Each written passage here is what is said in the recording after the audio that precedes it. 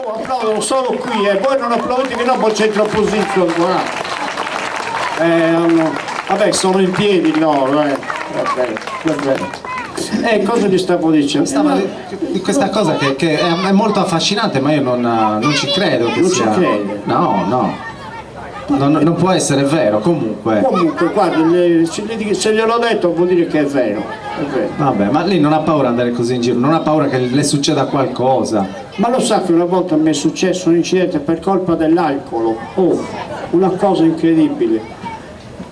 Ho sbattuto, mi hanno messo 15 punti. Vado in ospedale, poi mi hanno messo proprio 15 punti. Parto dall'ospedale per andare a casa, mi fermano i carabinieri. Mi hanno fatto la cosa l'etilometro.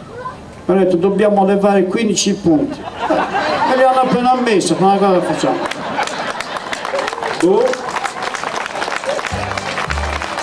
Mannaggia.